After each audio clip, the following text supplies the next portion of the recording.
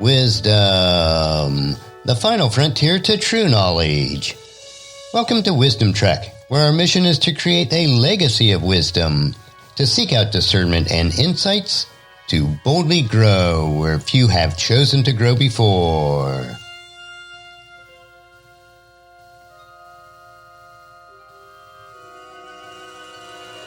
Hello, my friend. I am Guthrie Chamberlain, your captain on our journey to increase wisdom and create a living legacy.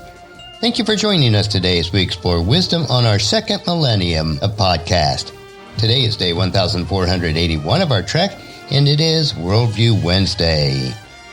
Creating a biblical worldview is essential to have a proper perspective on today's current events.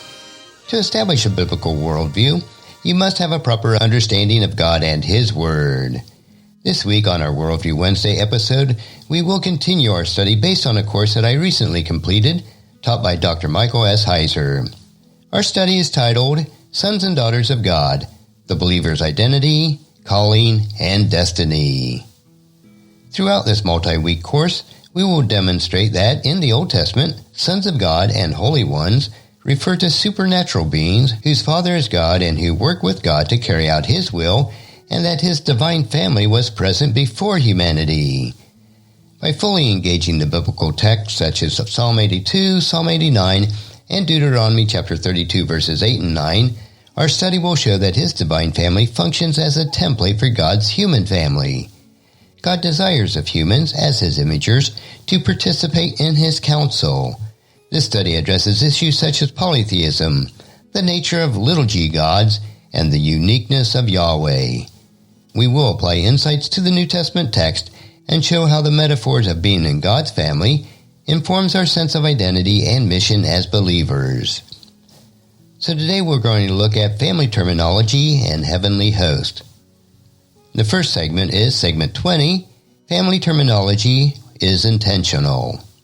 And first we'll have a brief introduction to this section. We've spent a lot of time talking about the sons of God in the Old Testament.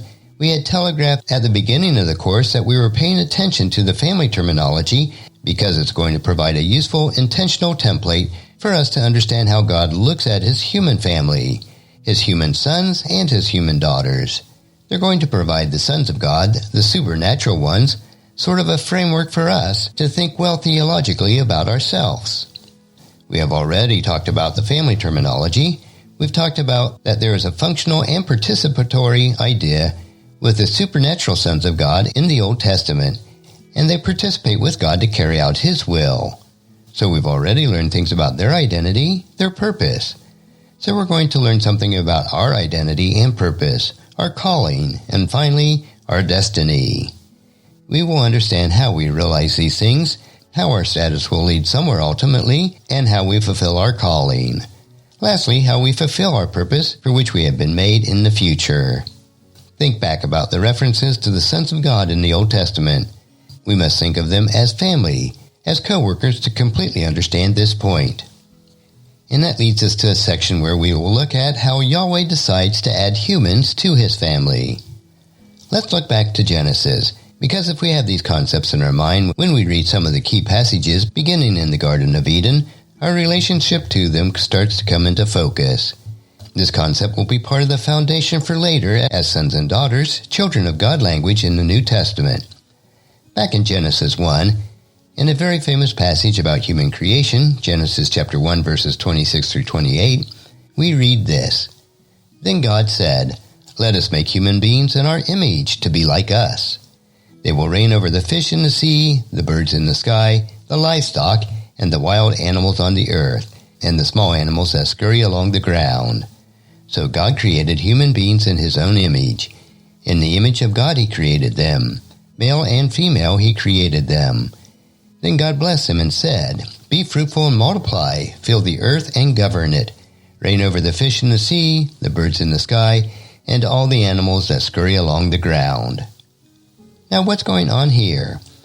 What we have is an announcement, a decree, a decision that is made by God to create humans. He is now going to add humans to His family. We know from Job 38, where our course started, that He already has a family, a supernatural family, the sons of God, divine beings.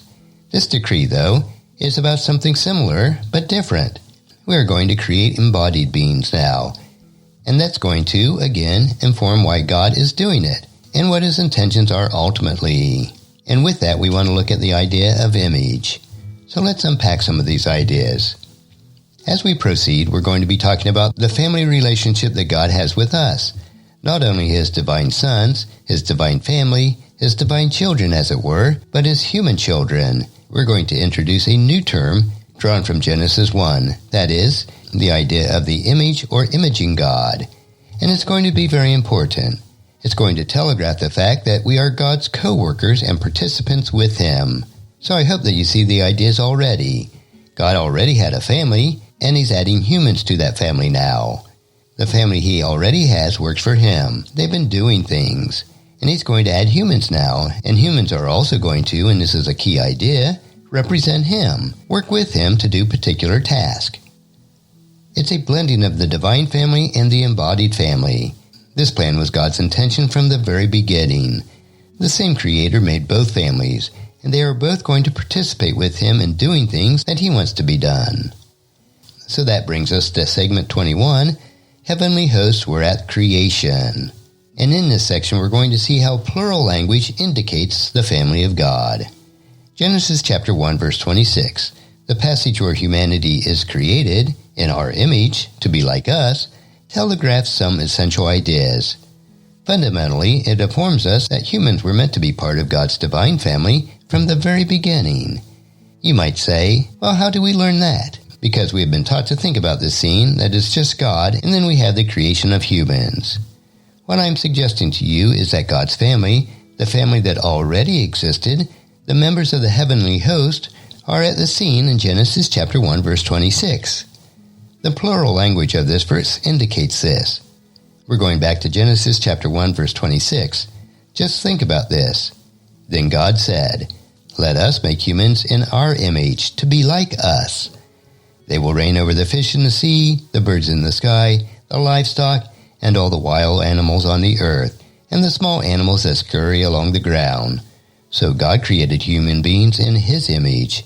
In the image of God, he created them. Male and female, he created them. We want to dive into this and see that the plural language was not reference to the Trinity. Most Christians, in my experience, have presumed that the plural language in Genesis chapter 1, "Let us make human beings in our image to be like us," is a reference to the Trinity. I'm suggesting to you that it is not. The plural is not pointing to the Trinity. You could ask, well, why not? Well, first of all, if you read the passage, there's no way to limit the plurality to just 3. But I would say, even more fundamentally, it makes no sense for God to inform the other members of the Trinity about something he wants to do. The other members of the Trinity are co-eternal, so they would already know. There's no point in God to inform them of anything, just none at all. And that brings us to where we see that the plural language refers to the heavenly host. So we have sort of a theological disconnect here. What we have is God announcing his intentions to a group. That group is the heavenly host, the sons of God that were there before the foundation of the world, according to Job chapter 38 verses 7 and 8. The plural language, therefore, links God to them in some way and also to humanity. There's some linkage created by the fact that we have this plural language. We're going to talk about this a little bit more in a moment. But we can't lose fact that God alone creates. We also can't lose sight of the plural language in Genesis chapter 1:26. But then it switches back to singular. Yes, we have, "Let us make human beings in our image to be like us." But when the creation happens in Genesis chapter 1 verse 27, we read, "So God created humans in his own image. In the image of God he created them. Male and female he created them." In other words, there is no sense that the rest of the members of the heavenly host helped God out in human creation, that they played some role as co-creators. That's not the point of the plurality language. It does have a reason, which we're going to talk about more in subsequent weeks, but it's not that God needed help in creating or that we have co-creators here. Let me illustrate the point in this way. If I walked into the room, I'm just one individual, and I said to everyone else in the room, "Let us go get pizza." I have announced my intention to a group, but then we use my car, We go to the pizza place I choose, I pay for it, but everyone gets to eat. That essentially is what's happening here. There's one actor, God, who makes the decision, announces it to the rest of them. They participate with him. In a certain way, they get benefit of it.